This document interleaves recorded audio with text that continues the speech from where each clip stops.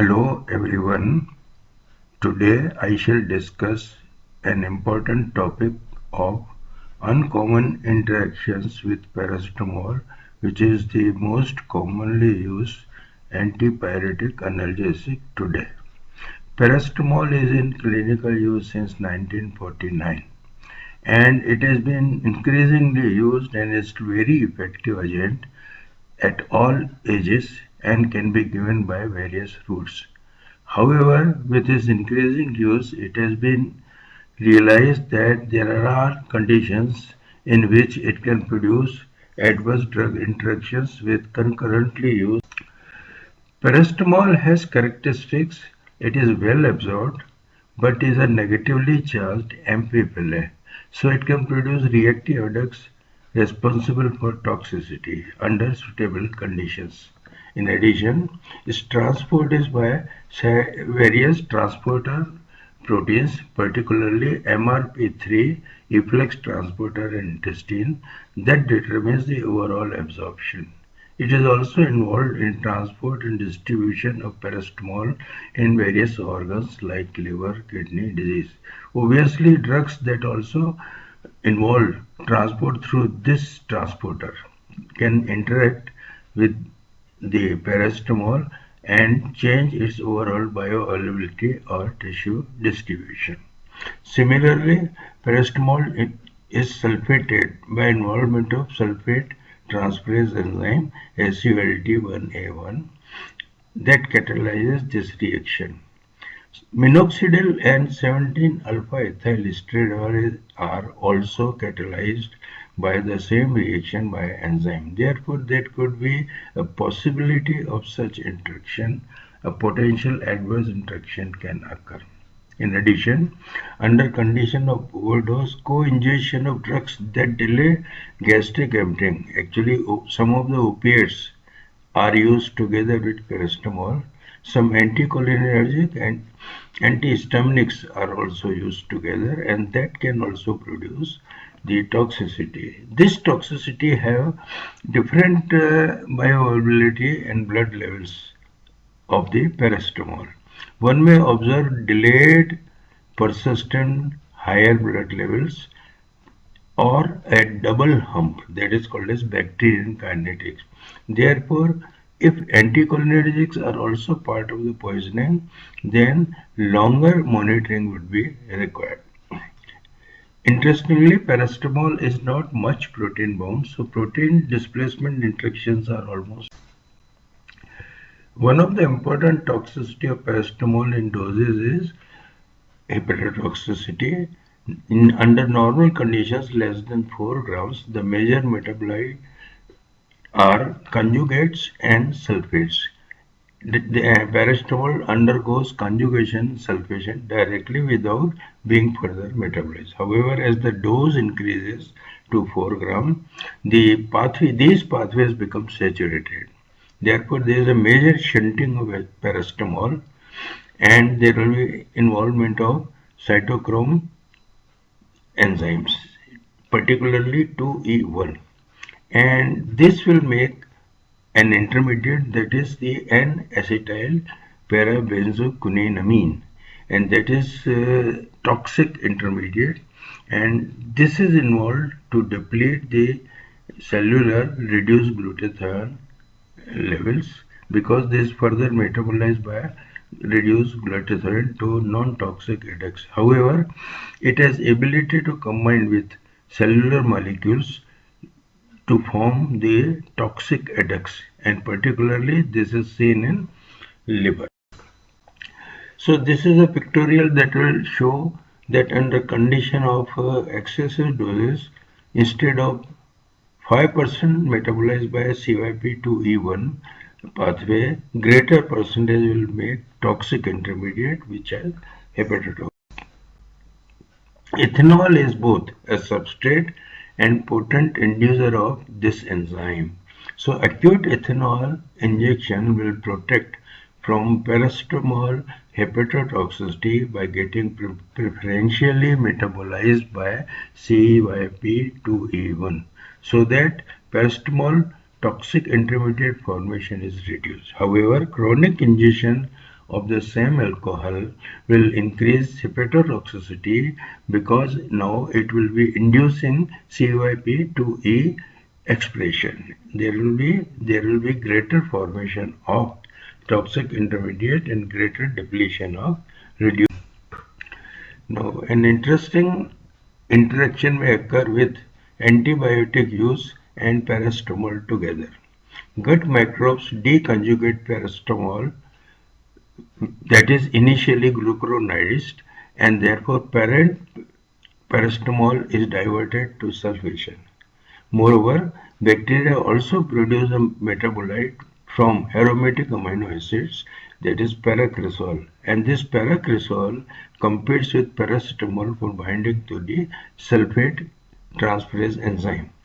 Now, antibiotics decrease the gut flora by killing them, and there is a reduced deconjugation and sulfation.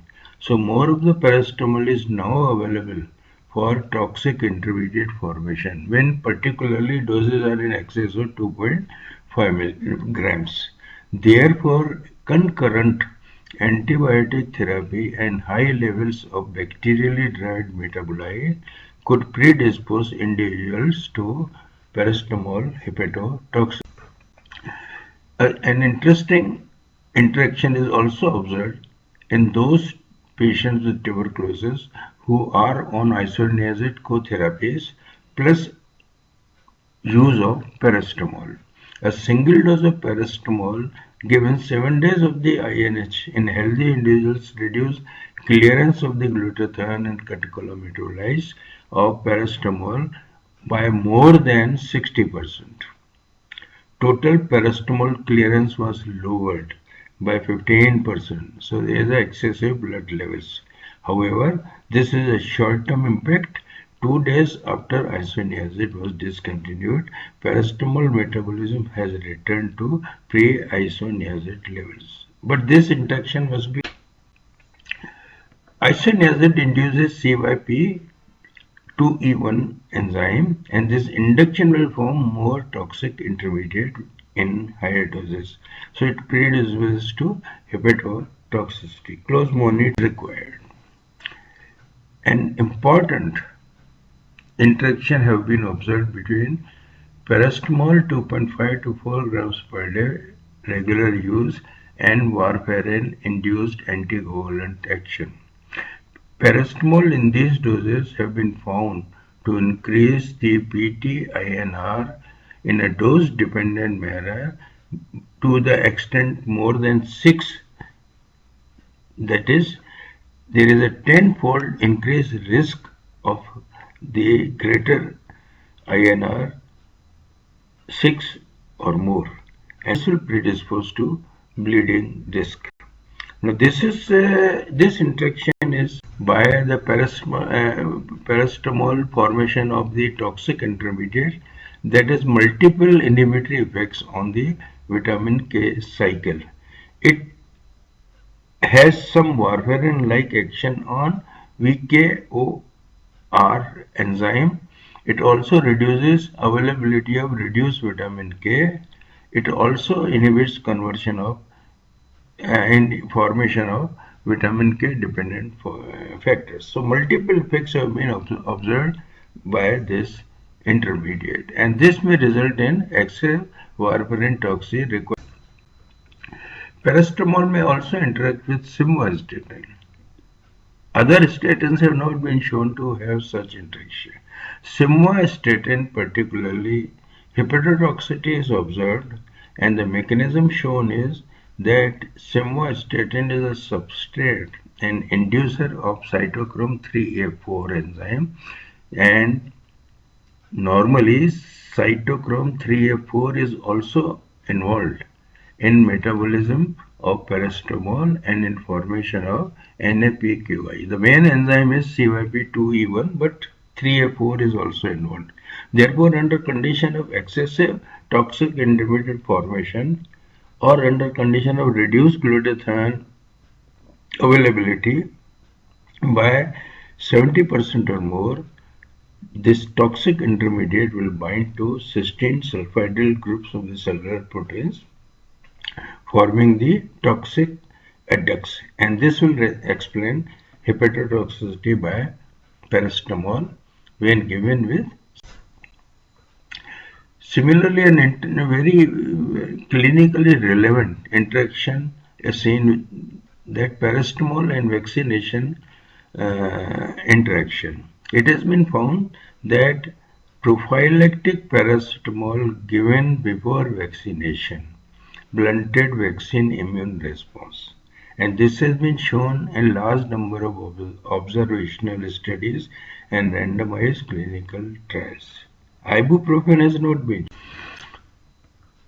In a very important study in 2009, patient children receiving prophylactic paracetamol before primary vaccination show reduced antibody geometric mean concentrations as compared to those who did not receive paracetamol.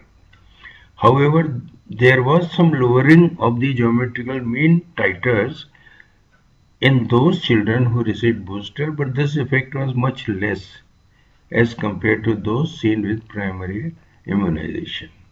This is shown to be a time-related effect of antibody induction. That is very, very important. 4 to 6 hours before vaccination, it will have effect. But if it is given 4 to 6 hours after vaccination, no suppression of immune response was observed. Exact mechanism of this interaction is not known, but paracetamol may alter early stages of immune system stimulation when within 24 hours of vaccination, during which if paracetamol is given, then immune induction will be reduced. However, once established, then the memory response after boostering will not be altered if paracetamol is used. Looking to this important interaction, several guidelines and WHO advise against the prophylactic use of paracetamol around the time of vaccination because there is lack of evidence about their impact on the immune response. And this is very important. Thank you very much for this interaction. Good day.